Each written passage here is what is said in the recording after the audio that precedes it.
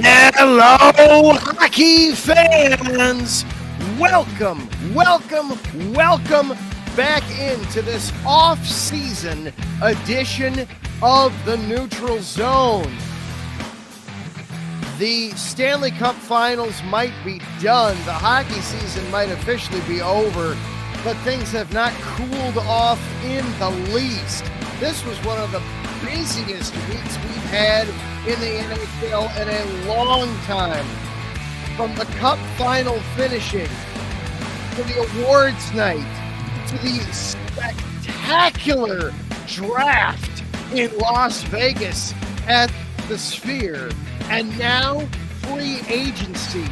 It has been crazy in the NHL.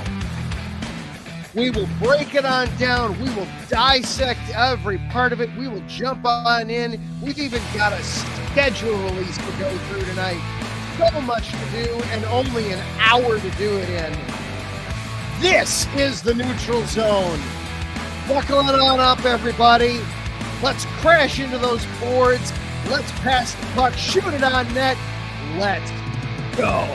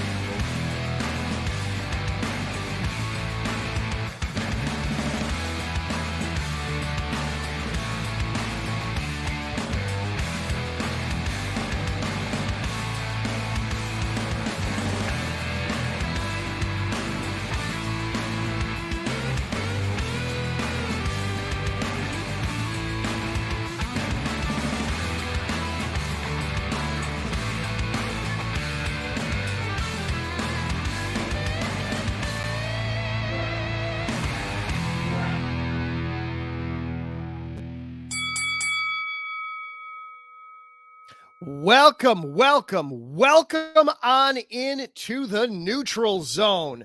I am Adam Karnick. Zach Puplis will be along with us here in a moment. What a busy week we had across the NHL this week. The season might be done, but oh man, that does not mean that we had any time to exhale. From the end of the Stanley Cup Finals last week, we had the NHL offseason awards, the draft. We've had free agency go on we haven't seen in quite some time. And then the schedule dropped today. So much to get through. We will dive into it all. We will dissect it all and discuss it all. But first, a quick word from our sponsors, Planet Jerky Premium Brisket Beef Jerky and Seal the Deal Wax Seal.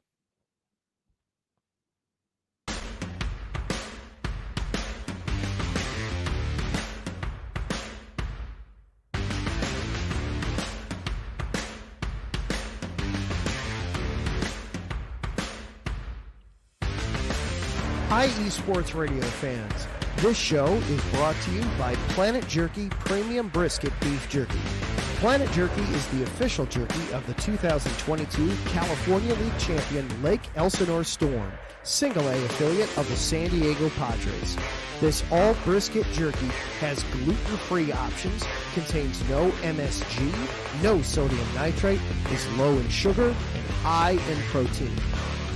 Go to their website at planetjerky.net and follow them on Instagram at Planet Jerky. Planet Jerky, the jerky that's on a whole other planet.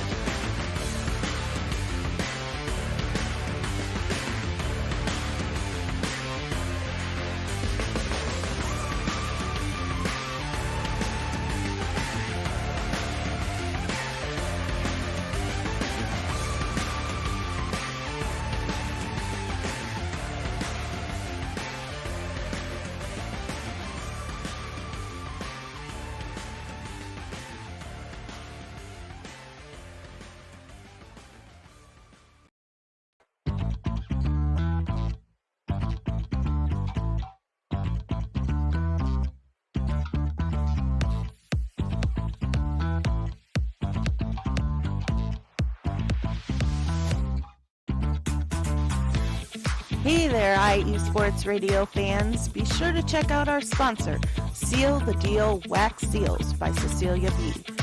You just finished your very own wedding or baby shower invitations and you're looking for that extra special touch? Maybe you just wrote a letter to a relative or a friend and you want to add to their smile when they receive it.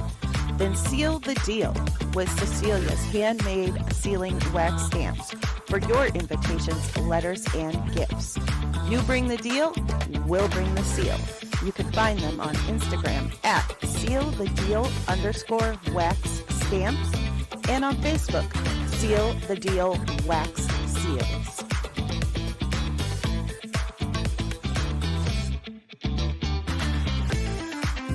And welcome back on into the neutral zone here on IE Sports Radio, your direct feed for all that is sports. Once again, be sure to check out both of our sponsors, Planet Jerky Premium Brisket Beef Jerky. You find them on planetjerky.net, and Seal the Deal Wax Seals by Cecilia B. You can follow them on Instagram at sealthedeal_wax seals, or you can place orders by going over to our website, iesportsradio.com/seal the deal. IE Sports Radio. Of course, this show would not be possible without IE Sports Radio, which has been around now for the last 10 years. You can follow along with the station on all the social media platforms on Twitter, Instagram, Facebook, and TikTok. Just search at IE Sports Radio. This show is also available to you on Twitter as well at IES. Our neutral zone is where you can find us, or you can follow along with us personally. I am at Adam_Karnick. Zach is at the Pupless. And with that, let's welcome in the co-host of the Neutral Zone, Zach Pupless. Zach, how you doing tonight, sir? Great. How are you, Adam? Doing all right. You know, it's a Tuesday. Somehow we got to be halfway through 2024. I don't know how that happened, but you know, here we are. It's finally the off season. It's July already. What in the world happened with that? Oh, right. And into the most, other than all the news tonight, in general, kind of a more boring part of the year. It's just baseball. It's all we got.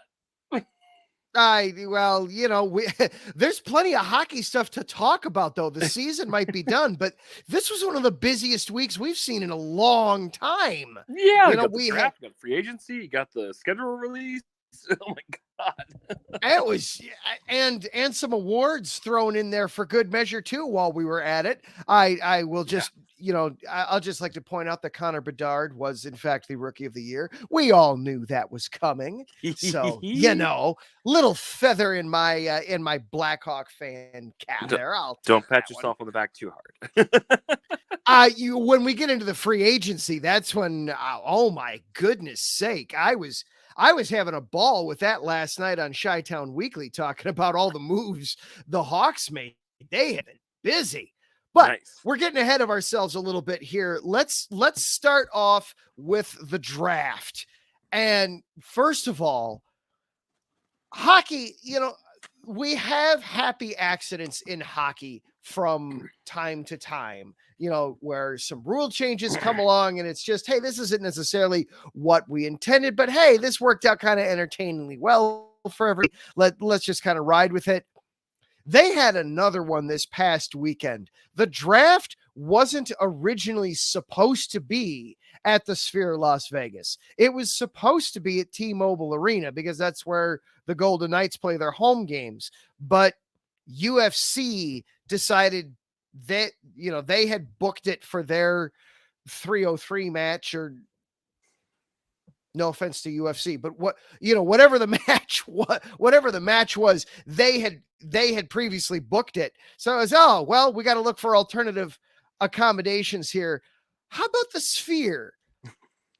That was amazing. That was one of the most interactive and entertaining drafts. I'm reminded of way back when ESPN first started airing the NFL draft 40 years ago, and Pete Rozelle, then commissioner, told him flat out, it's, well, sure, you can come in here, but it's not really all that entertaining and exciting. It's basically, it's like watching guys read names out of the phone book. There's really nothing, all that exciting.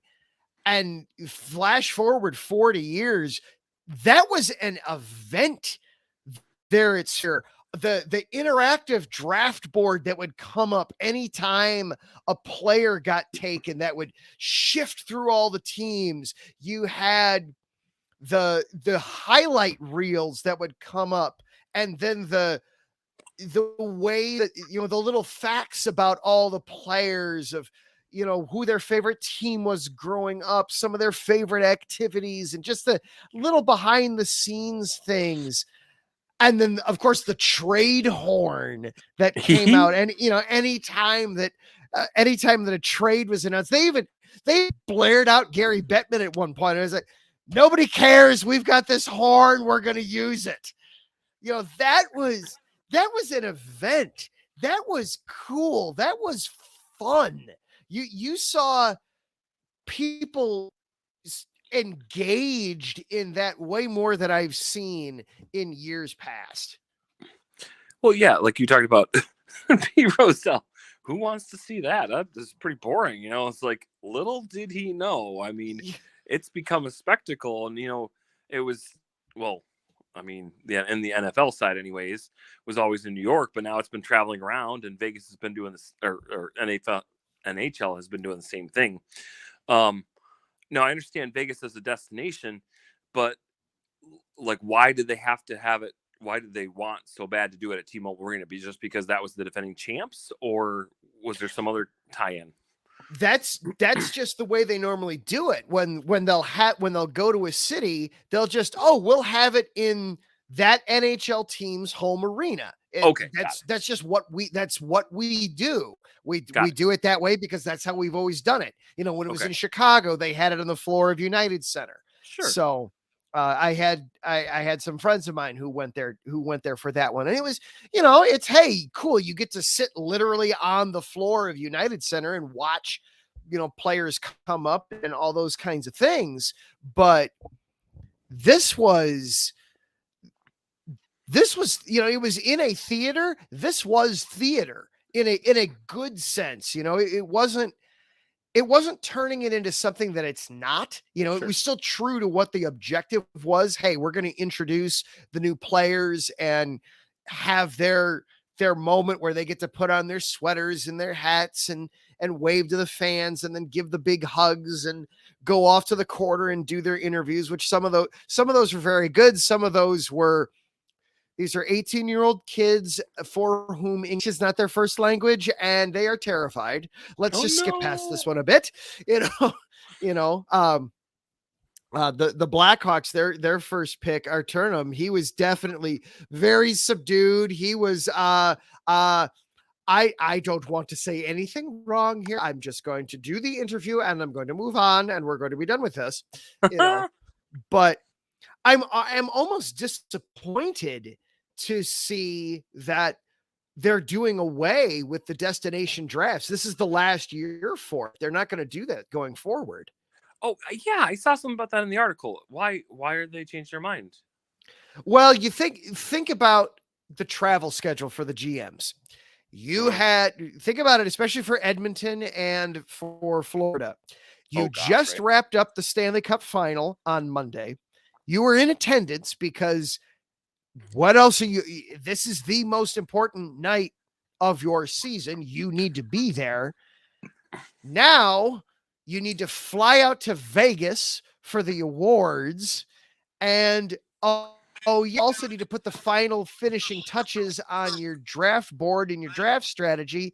And you've got to figure out how you're going to set up it's not a war room because you're on, you've got a table there. You've got to figure out how you're setting up your draft setup, all while you're in a different city, not at home, not with your own facilities, all those kinds of things. Sure. So I do get it from a logistical standpoint. It is certainly easier on the I mean, heck, look at look at the way the NFL does it, where it's okay, they have representatives there at the draft site, but in reality, the the general managers and the scouts, they're all back at home. They're all back in their home facilities, in their specially designed rooms, so that they can do their jobs with as little distraction as possible. Well, then like I spread out the calendar more if you can, and so they're not all the same time. Or B, do like what you said, what the NFL does. Have just representatives there at the event, and then have everybody else in their war rooms back in their respective cities. But I feel like it's such. I mean, just looking at the NFL draft and comparing, like it's become such an actual spectacle, an event. Like they should be doing this. It's going to help them grow the game better.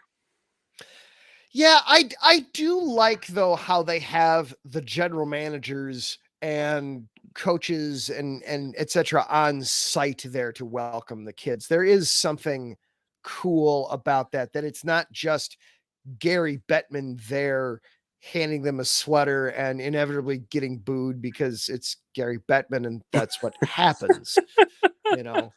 Right. It's well, go ahead. Sorry. Oh, yeah, no, you go right ahead. Okay, here's a question. So whatever city they would pick, they would go to that city's NHL arena, and that's where they would host it. Have they, I don't know the history of everything on the draft. Have they had a draft in a city that didn't have an NHL arena prior to now? Not that I know of. That's a good question. I'll have to look that up. That I don't know. That is okay, a question, though. Well, where would they go? Okay, that the Sphere made sense to me before I knew all this. Oh my gosh, the Sphere was just. I mean, Vegas was perfect anyway. Let's face it, you're going to have a party. Where else would you rather be? But everything about Vegas that just went off so well. Let's talk about the draft itself. So we the Sphere was amazing. Vegas was a fantastic city. Frankly, they should just do it there until we get sick of it. But, that might take a while. And frankly, it might never happen. They might never leave then. Right. What about the draft itself? We saw Macklin Celebrini go at number 1 overall. We all expected that. We all expected that. And yes, Taryn, San Jose Sharks fans absolutely went nuts when Macklin was the pick. That was totally expected, though there was one guy being particularly obnoxious during the draft. Oh, no. What was he doing? Yeah, there was just screaming his head off way too close to the microphone. And then somebody took a picture of him and he's like in a wife beater shirt and just there's oh God. Here we go. But it was what it was. What were some of your takeaways from the draft itself? Who did you like? Who did you dislike from the draft? Who did you see? Who did you feel came away with a very strong draft out of this one? Well, player wise, of course, they got to go with Artem Levshunov. He was. I didn't. Big Ten. Go ahead. Go ahead. Oh, Big Ten player, defense player of the year, plus freshman of the year, and also the 3rd youngest player in men's college hockey. Holy crap, I didn't know that. Yeah, he was only 17 last year for the Sparty. Yeah. He's a young kid. Yeah, I'm impressed that I don't know. I'm going to have to go research it and see, but that could be the highest the Spartan has gone in the hockey draft. It's darned high. Yeah. It's absolutely darned high. Michigan definitely has a better pedigree in terms of college hockey players being in the NHL. Yeah. I was a little surprised when the pick came in there at 2 for the Hawks. I mentioned this last night. It wasn't the pick I expected, but I liked it.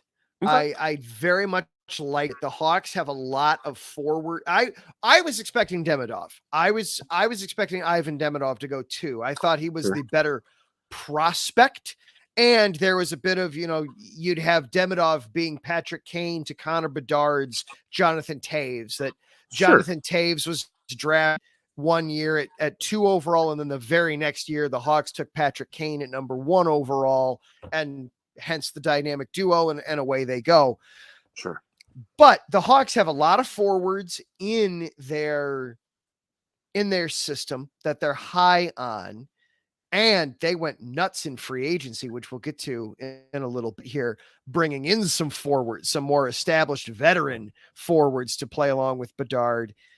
And it's not like Levshunov. You got a top 5 talent with a top 5 pick. So it's not inappropriate at all there to me. It was still an appropriate guy. And this was considered a good first round for defensive-men. And the Hawks got the best one. So I couldn't give it an A+. I think I officially gave it an A-, but a very strong A-, almost an A, like a 93, if you will. Yeah, that's good. Yeah. You had picked his name months ago when State was still in the NCAA playoffs for hockey. Yeah, he is on my radar a little bit as that would be a nice guy to see in the red and black. I would not complain if that's what they did. So nice. Wow. Yeah. Team wise, what are your thoughts on that? Who had the what best do you draft? mean? Oh, well, which team had the best draft? Oh, some of the best drafts out there. And the Sharks did some really good things, I thought, with some of their picks, even besides Macklin. I like some of the things that they did. I'm pulling up some of my notes while we talk here real quick. I'm just trying to remind myself. A team that took me by surprise, Anaheim. That was an interesting draft for the Ducks. That was a strange one to me. They definitely had the most amazing moment with Bennett Seneke when he got drafted. Did you see all that went? No, I did not. So they took Bennett at number 3 overall. And he'd been rising on some boards, but he was considered all right, fringe top 10, probably more towards the middle of the round. They announced his name at 3. He stood up and literally his jaw just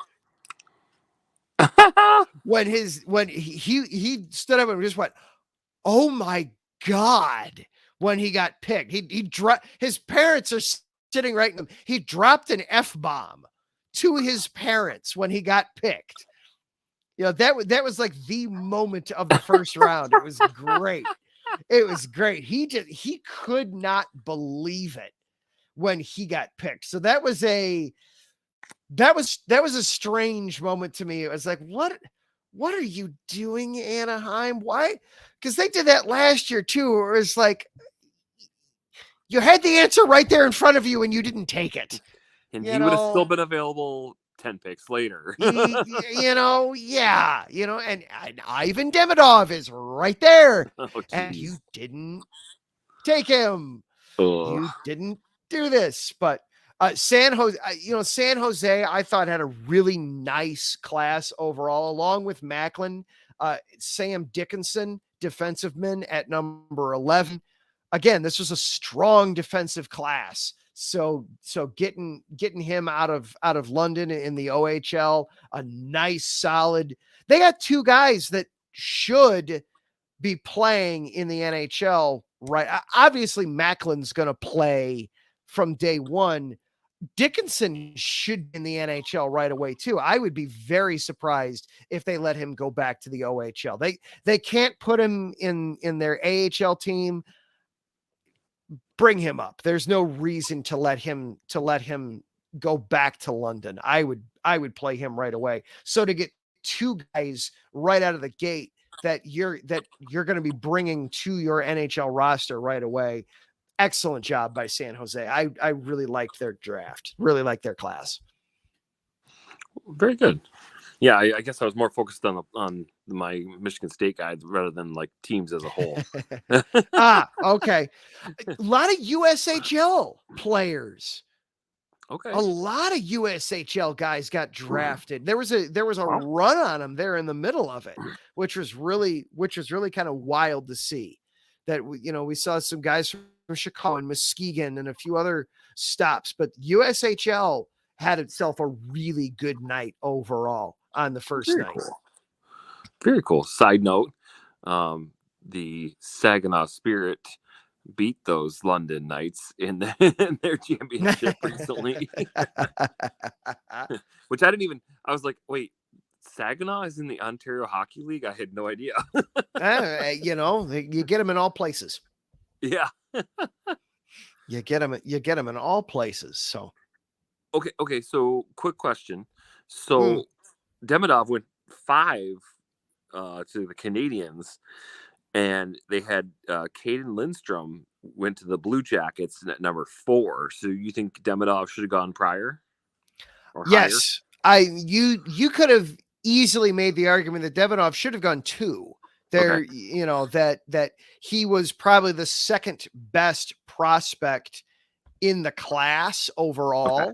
So to have him drop to Montreal at 5, that was huge value. They were probably licking their lips.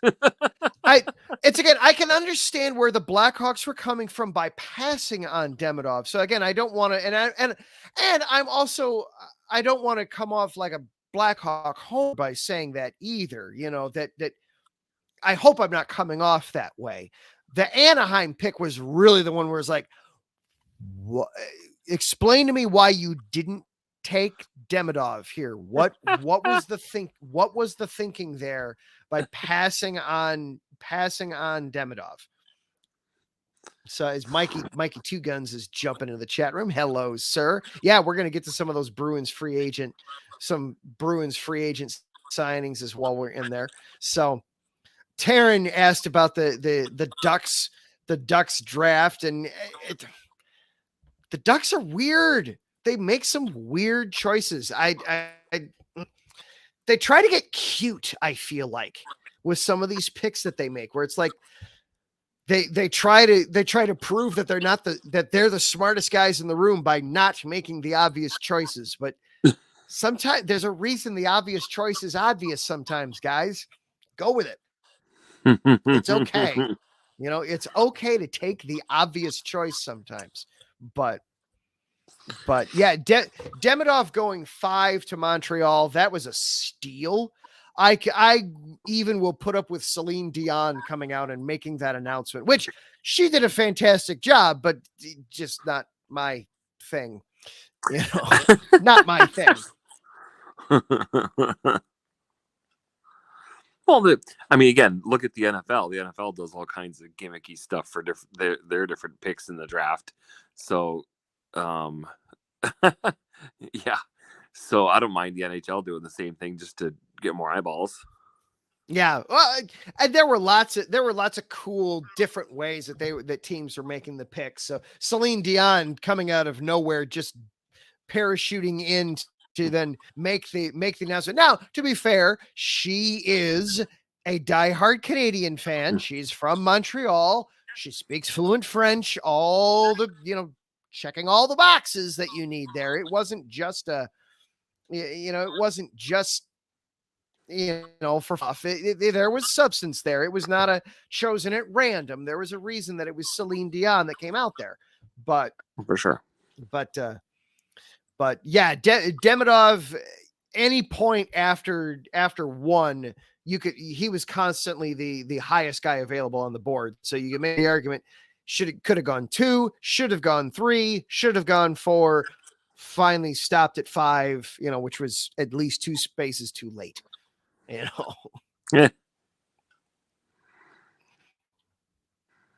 All right.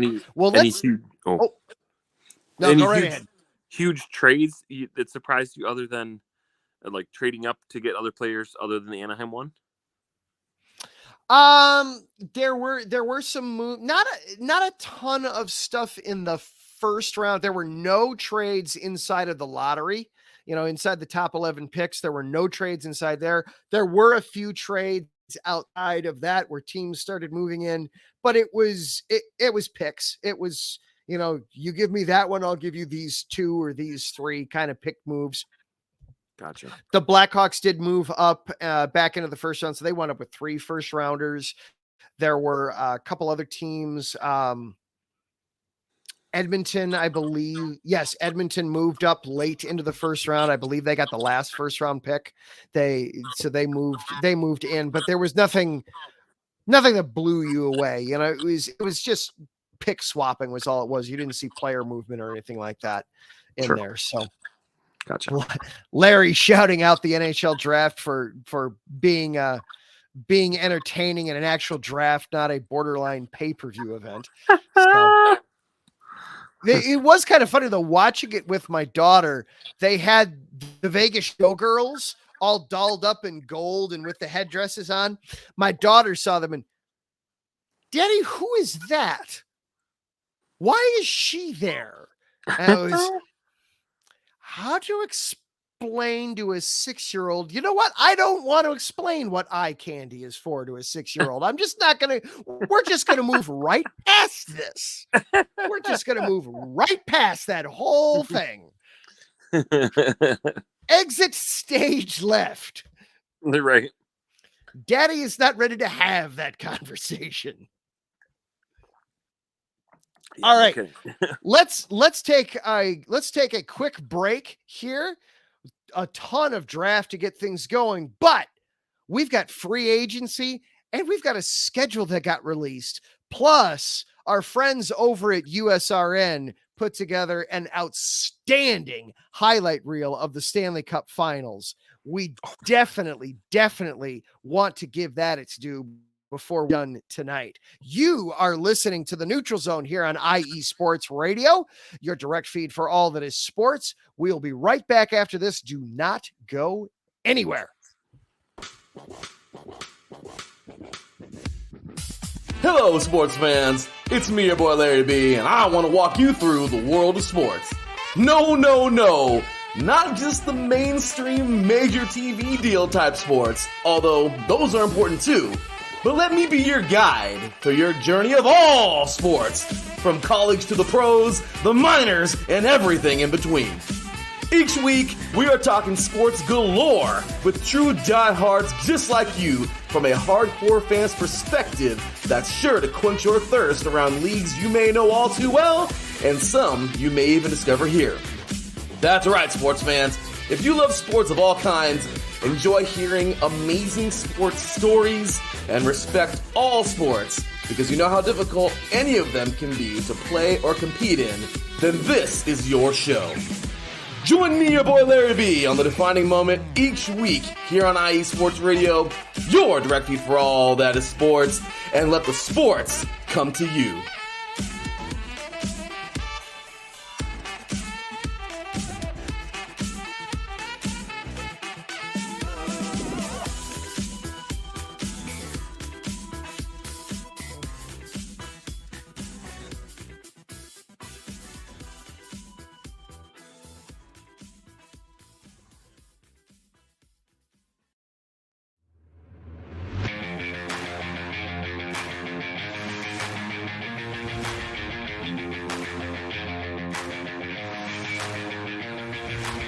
What's happening, sports fans?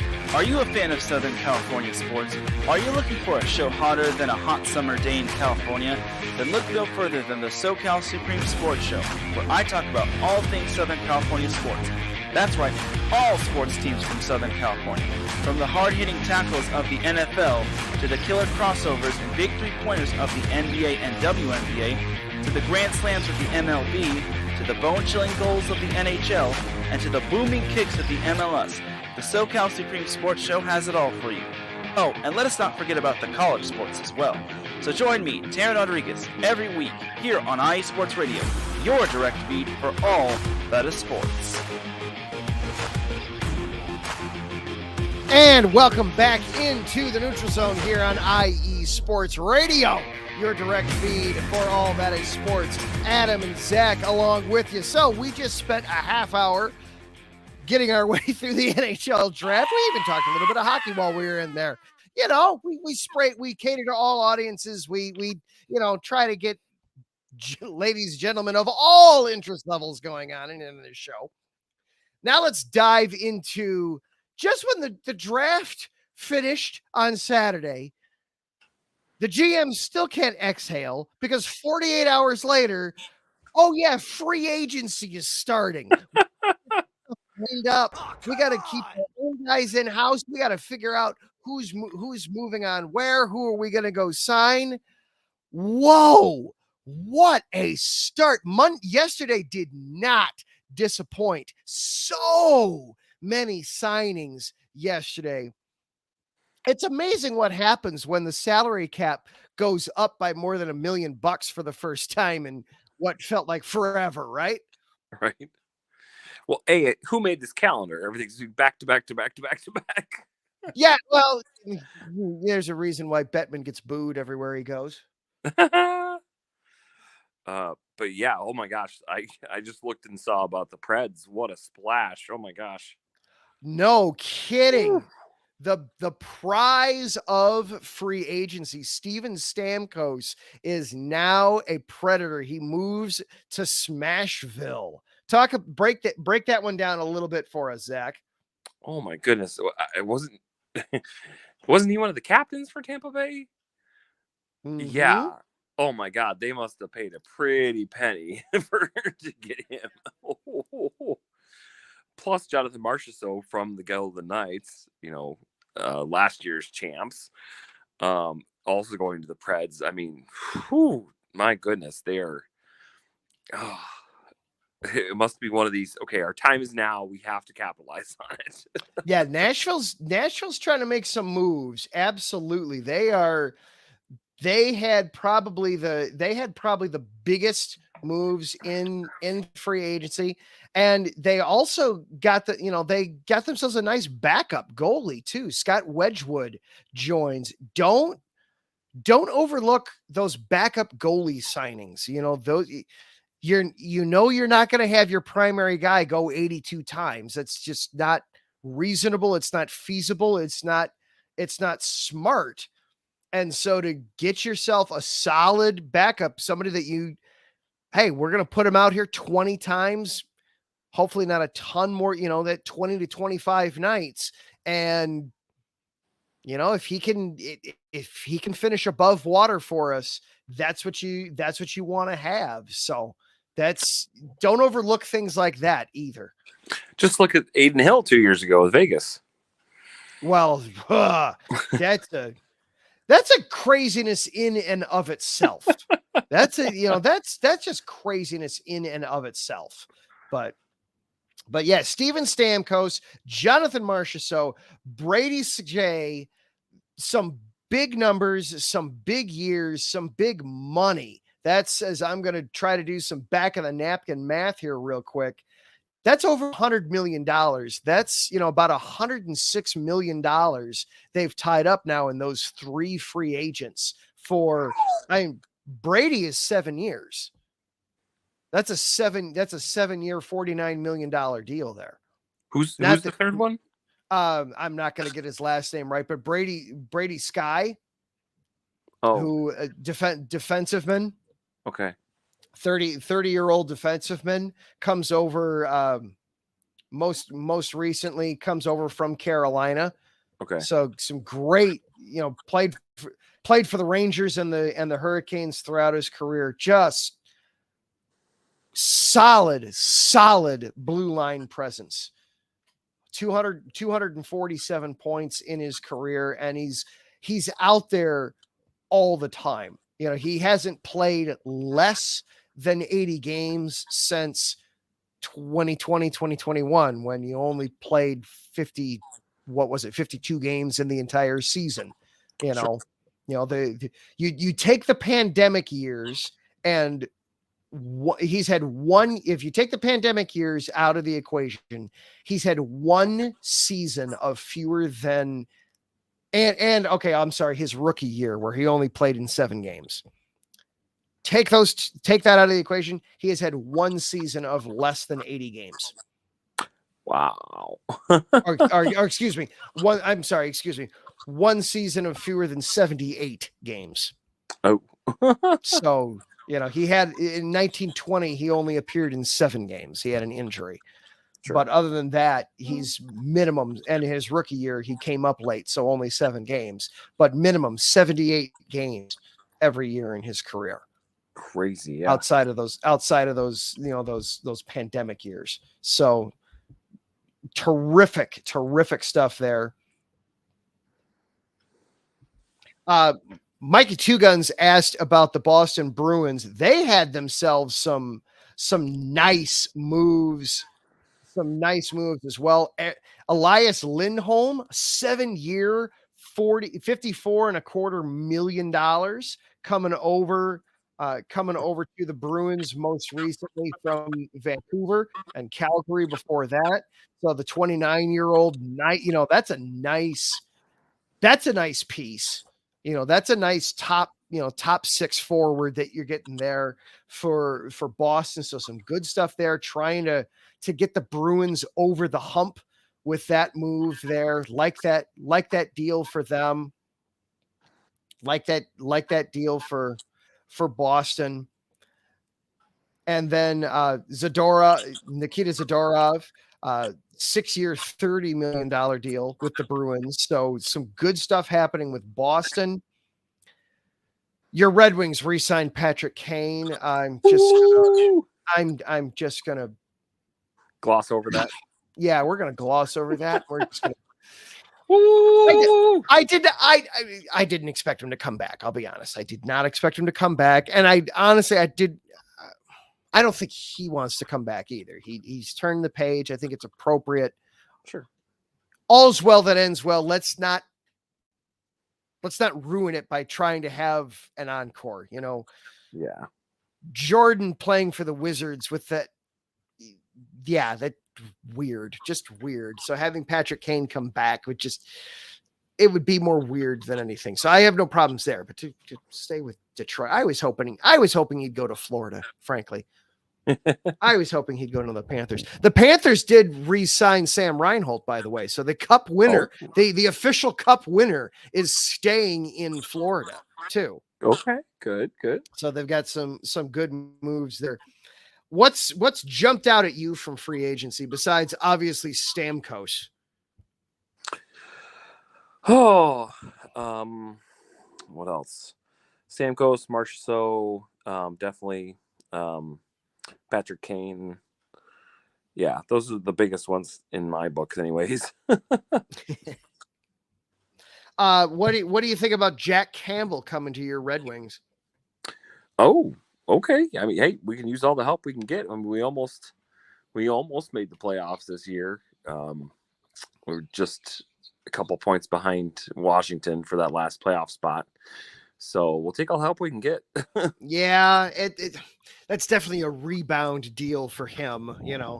That's that didn't go so. We kept talking about how Edmonton needs help at goal.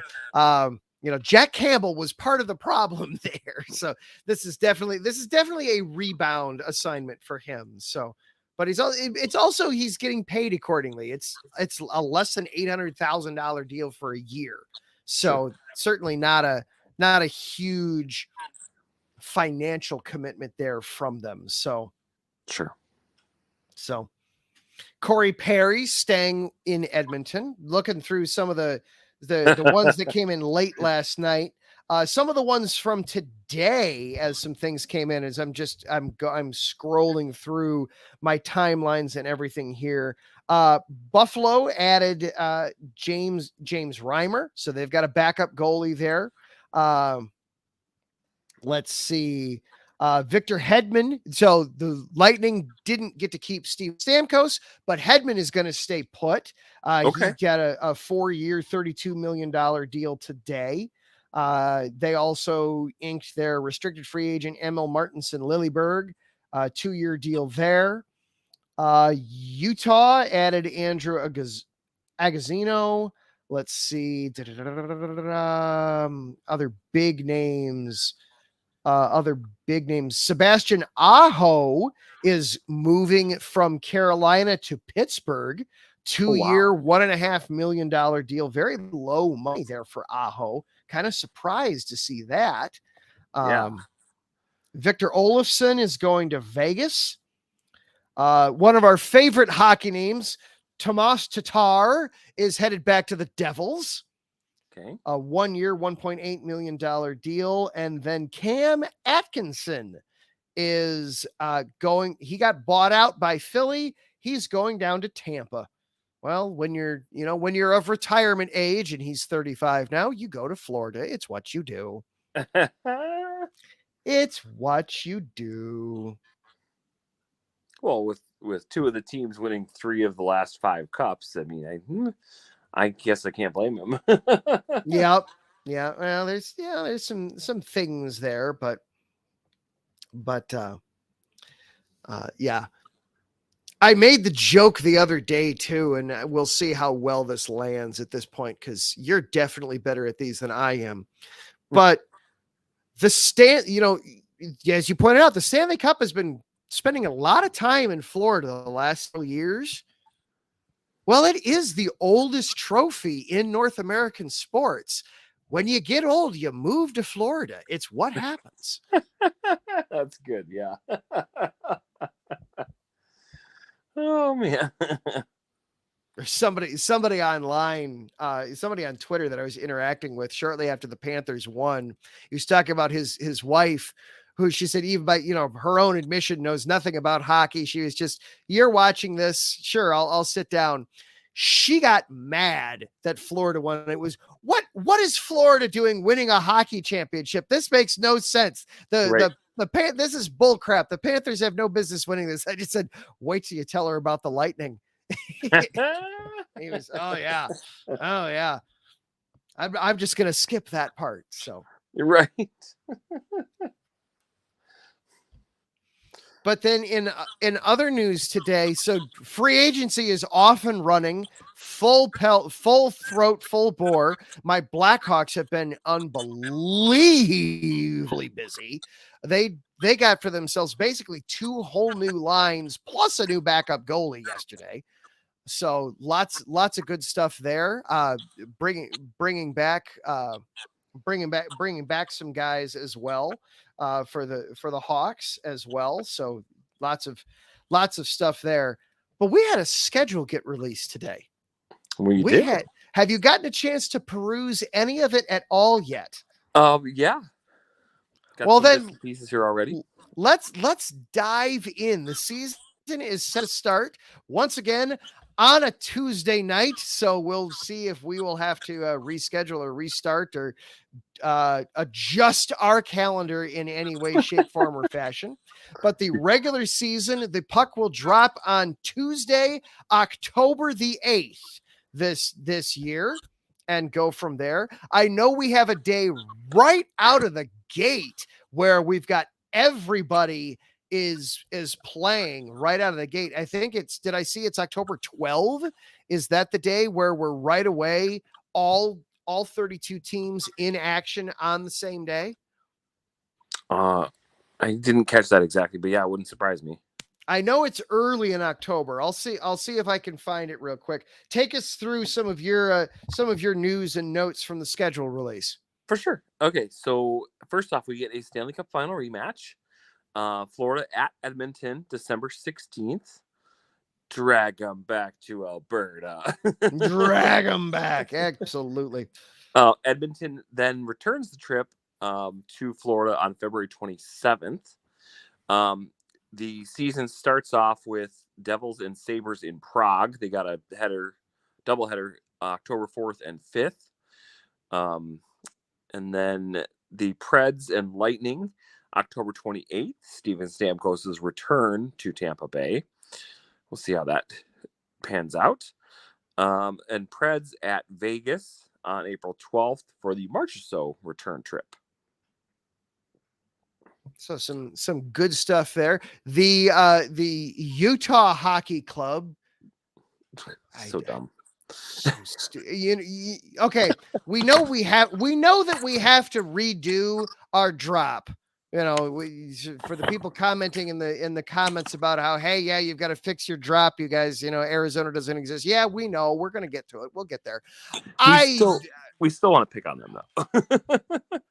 I am seriously considering changing it to Utah. What is the Utah Hockey Club? That is just, it still bothers me. It shouldn't, but it does. It's just stupid. It's just dumb and it's lazy and I'm letting it bother me more than it should. I realize that, but it's just, it could have so easily been avoided if they just picked a name. I'm willing to I'm even willing for it to not be the Yeti at this point. Just pick a name, any name. Or I'm okay with just calling it Utah for a year and then pick out the name for next year. Like, well, that's in theory. That's in theory what they're doing is they're going to use Utah Hockey Club as a placeholder and then it'll move on from there. But yeah, until it happens though, my fear is that it won't.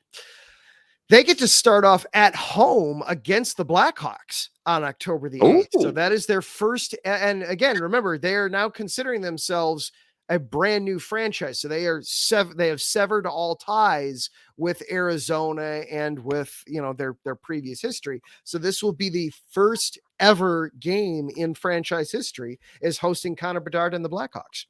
Cool. So for the Blackhawks, even though they're coming off of a horrible season, they're still a team that moves the meter. I can appreciate that. I can get in on that. I can dig that a little bit. So nice. Yeah, definitely. They then also the Hawks, I know they start off with a little bit of a road trip. They have a Pacific Coast road trip to start off their season, but their home opener then is against Macklin Celebrini and the San Jose Sharks. So we'll get to see the last two number 1 overall picks duke it out for the Blackhawks home opener. That'll be fun. Oh, definitely. Your Blackhawks are involved in this year's Winter Classic as well. Against the St. Louis Blues at Wrigley Field on New Year's Eve. Yes, sir. Yep. And my Red Wings are too. They get Columbus at the Ohio State Horseshoe on March 1st. Not as much fun as New Year's Day, but hey, it's outdoor hockey. It's fun. You get to do those fun outdoor hockey things. So I can still like it and I can still enjoy it. Oh, for sure. Well, and they probably said, well, if we're gonna, let U of M host one at the Big House, then we got to have one at the Horseshoe. oh God, yeah. Oh my, I hadn't even thought about that. Oh my gosh, you're so right. You are so right. Probably salty until they got that on the books. That damn team up north. Where do they get to go off having this and we can't? I'm gonna correct what I said earlier. The day it is in October where we get to see all 32 teams in action, but it is October 22nd, not October 11th. Will be the day in October where we get to see all 32 teams in action. The All-Star, is it the All-Star? I know it's not an Olympic year, and shame on me for not looking this up before right now. The league is off from February 10th through February 21st. Besides the All-Star break, what else is going on in that? Hang on one sec, because I had the article pulled up earlier, and it talked about, let's see here. Because I saw that gap, and it was just, all right, I know the All-Star break is going to be in there, but to have the entire league off for effectively 2 weeks, that's a long time. And it's not an Olympic year. Is that correct? Have they snuck in World Classics or something into that? Is that what they're doing there? Something, yeah. Yeah, Olympics aren't back till 26, so this would be a 24-25 schedule. Right. So hang on one second, let me go find it. Yeah, and like I said, shame on me for not looking it up. I was work is never not busy. We'll just leave it at that. Work is never not busy. So as I'm quick perusing through. Oh yeah, absolutely. You're coming through great. Okay. So, Okay. and that is The league- our one time that one time in October also, I believe, is the one time, as I'm clicking through here, that is the one time that we have all 32 teams in action on the same day. So for It this says the league season. is also taking a 12-day break from February 10th to 21st to host its Four Nations Face-Off, featuring teams from the U.S., Canada, Sweden, and Finland. That's right. That's when okay. I knew there was something like that. I just couldn't remember which event it was. Thank you. The Four Nations Face-Off is going on then. All right.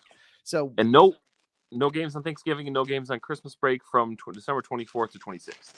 Yep, that's pretty traditional. That's pretty common. You know, the no games on Thanksgiving, though. No games on Thanksgiving.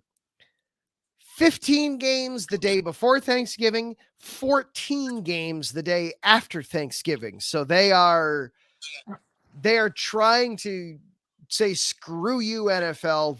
You have Thanksgiving. We're taking Black Friday. Stop it.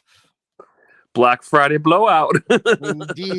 Indeed. So some good schedule, some good notes and tidbits there on the schedule, and the regular season itself will end on April 17th. So we'll have the playoffs. Then we'll start probably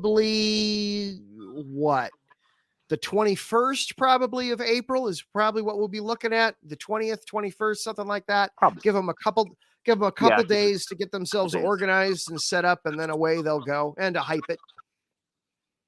Yep. Also, there's a couple coaches going back to their previous homes. Did you see about that?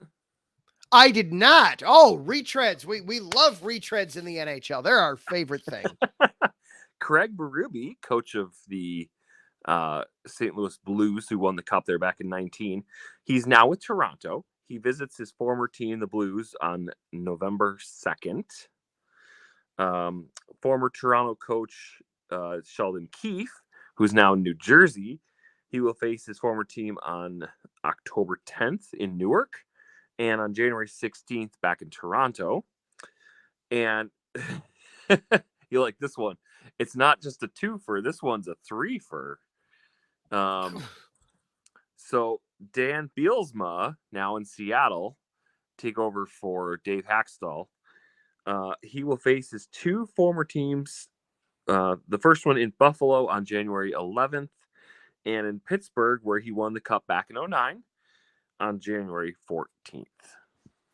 Heaven forbid these teams hire new coaches. Heaven forbid.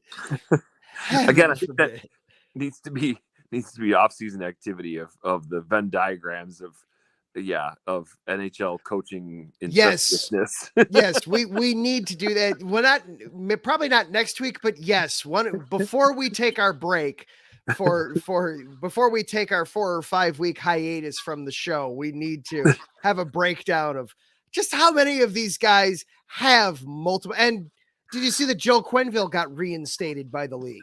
Did he? No, I did not. Yes, he got reinstated yesterday. So you know, it's just a matter of time before he gets sucked up by somebody, and he'll be on his third team. Right. I saw him in person twice. He's cool. Oh, he visited the casino. Yep. There you go. Well, he's got cash. He's got cash to burn. So yeah. Well, here. Okay. So him being a former Florida Panthers coach, does he get a ring?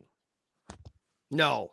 Riddle me this, Batman. Riddle me this. No way. No, they don't want to. No. When you get suspended, even though it was not for something you did necessarily while you were with that club, no.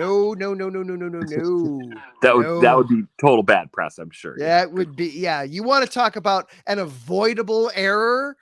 That right there is a very avoidable error if you're the Florida Panthers. I mean, if he's getting reinstated, and that just happened, they just won the Cup. I figured I had to ask at least. You asked and answered. So, of course, that's only one man's opinion. Who knows? Who knows what they'll decide? So, right. Well, speaking of Florida winning the Cup, our friends over at our sister station, USRN, they were you could have caught every single game of the Stanley Cup for them make their calls. Matthew Owens does an outstanding job over there running that. He's been a guest on this show numerous times.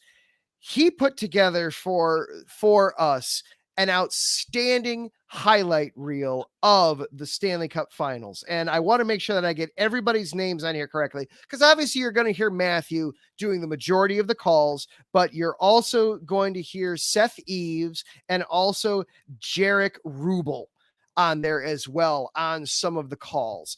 And I thought, what better way to close out the show tonight than to go through and reminisce over the outstanding Stanley Cup Final that we got to just see. It's a little long of a highlight reel. It was Matthew and I were talking about it, so full warning, it's a little bit longer of your typical highlight reel than we're used to. But I think it's going to be well worth your time, and I hope everybody, especially our Florida Panther faithful fans, will really enjoy this. So this is from USRN, their highlight reel of the Stanley Cup Final.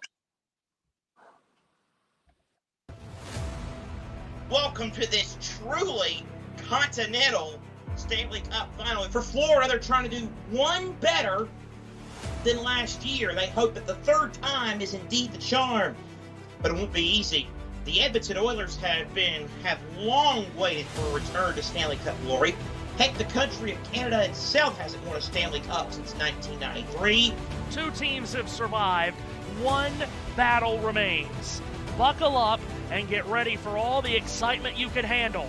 It's time to drop the puck in the Stanley Cup Final. Bobrovsky has to play it. Off a stick turned over right in front. Hyman, a chance stopped by Bobrovsky, who went flailing out of the goal crease to make the save on Hyman, who had an unbelievable chance less than 30 seconds into the series. Back to Markov, right circle, across Verhaeghe, scores! Carter Verhaeghe on the back door drops the hammer in the Stanley Cup Final. It's 1-0 Florida. Out to center and in behind and moving on in on a breakaway for Edmonton is Adam Henrique, and his shot in tight stopped by Bobrovsky. Gets it ahead, Nugent Hopkins up the middle, breaks in, goes for him, backhand, stoned by Bobrovsky, laying out to make the glove save. Big Bob is on it tonight. Draisaitl to the corner, McDavid back to Draisaitl, a shot shut down, rebound, Nugent Hopkins, oh what a save! Bobrovsky flicked the right pad out, and the Florida Panthers lead a Stanley Cup Final for the first time in their franchise's history. Rodriguez from the left circle stashed it into traffic, came back to him. Rodriguez, a shot, he scores!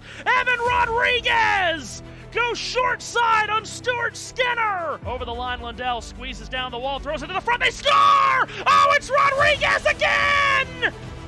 Evan Rodriguez is having the game of a lifetime! And the Panthers have taken a 2-0 lead in the Stanley Cup Final. As Lundell carries out through the neutral zone now and puts it behind the goal. Now a giveaway and a shot, score! Tarasenko, as the Panthers were able to collect the turnover behind the goal line. Top of the blue plate, Bennett, a shot, score! Panthers capitalize, back-to-back turnovers by the Oilers end up in the back of their net. And the Florida Panthers have taken a 3-0 stranglehold on the Stanley Cup Final. Lord Stanley's Cup will be in the building Saturday night. Over the line, 2-on-1, Brown, right circle, takes it back, centers in front, they score! Right out in front, Matthias Janmark! A shorthanded goal!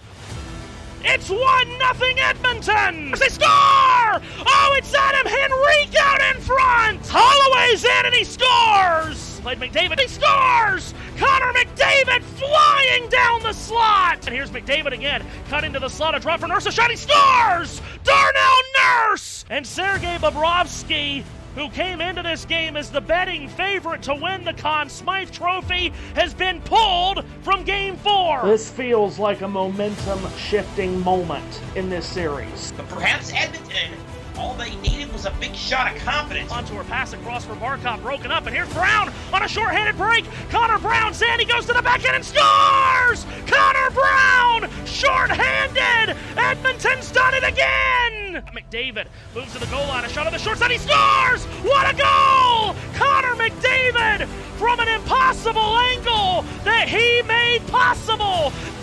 Connor McDavid with some wizardry! McDavid now steams through center, right up the middle, rips left, over the line, through two defenders, he's in, McDavid across, Corey Perry scores! Corey Perry scores! Oh my gracious! A dangalicious play by Connor McDavid towards the empty net, falling down while trying to get to it was Tkachuk. He kept it out, then McDavid got to it and he scored! Connor McDavid into the empty net. It's 5-3 Edmonton. Oh my gracious, Edmonton, baby, here we come. We're going back to Western Canada for a Game 6. The pressure most certainly is now squarely on the Florida Panthers. And Barkov couldn't handle it. It's turned over, and Draisaitl's the other way. Threw it across the shot. They score! Warren Foegele on the backdoor feed from Leon Draisaitl. And Edmonton has the lead in Game 6. Forcing another shot. That's blocked. Might spring a breakout. Hyman's on his horse. Hyman's in behind. He's in. Goes to his backhand. He scores! What a goal! Zach Hyman! It's 3-0 Edmonton! And the most improbable Game 7 that you can possibly imagine will happen on Monday night in Sunrise, Florida.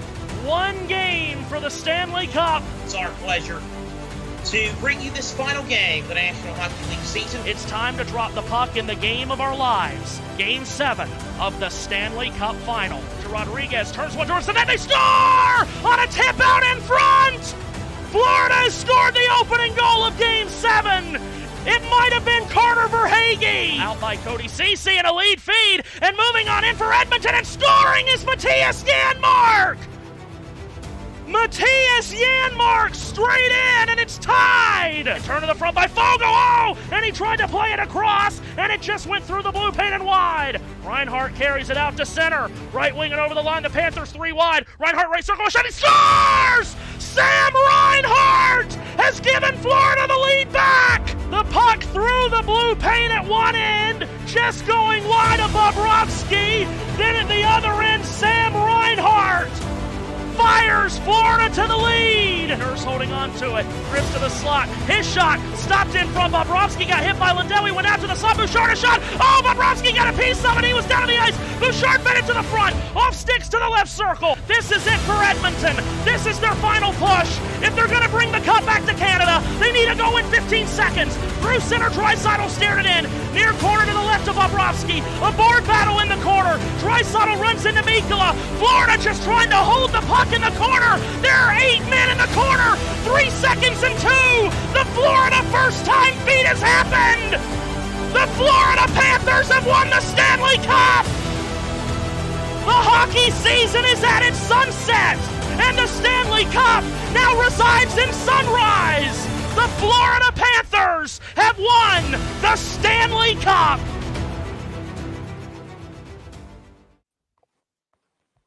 Credit once again to our friends over at USRN, Matthew Owens, Seth Eves, and Jurek Burrell as well on the calls there. Excellent stuff there. Man, if that doesn't get you hyped up and ready to just drop the puck on the 2024-2025 season, man, check yourself into a hospital, man. Let's go. That was some great stuff. Sunset into sunrise. That was my favorite part. Sunset to sunrise, baby. Absolutely. Well, that is going to do it for our show here tonight. We're gonna let the horns sound and get us through on this one. Big shout out and thank you again to our sponsors here at IE Sports Radio. Planet Jerky, premium brisket beef jerky, the jerky that's on a whole other planet. Find them on planetjerky.net.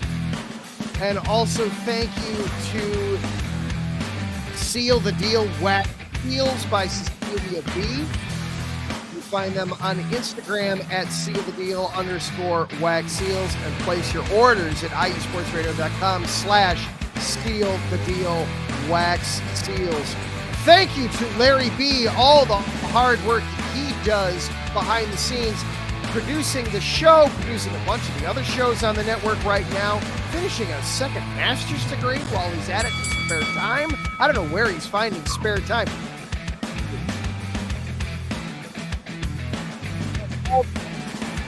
It does not go unnoticed, nor is it unappreciated. For Zach Puplis, I am Adam Karnick. Together, we are the Neutral Zone. Thank you, everybody that listened, whether it was live here on Tuesday night on YouTube or Twitter or Instagram, or whether you're catching the show later on as a podcast on Spreaker, iHeartRadio, Spotify, wherever it is you find the show. Thank you for being here. We really do appreciate it. We will be back next week, 9 o'clock Eastern Time. We'll be having some fun, breaking down some of the other moves that are happening. We'll see what other crazy things from the hockey world we decide to discuss. There's always something going on with hockey to bring up. We've got ideas. We've got things. We'll pull some stuff that we've had on the back burner. We will see you right here next week. Until then, be safe, be good, have an amazing 4th of July holiday weekend. Be sure to protect that 5-hole.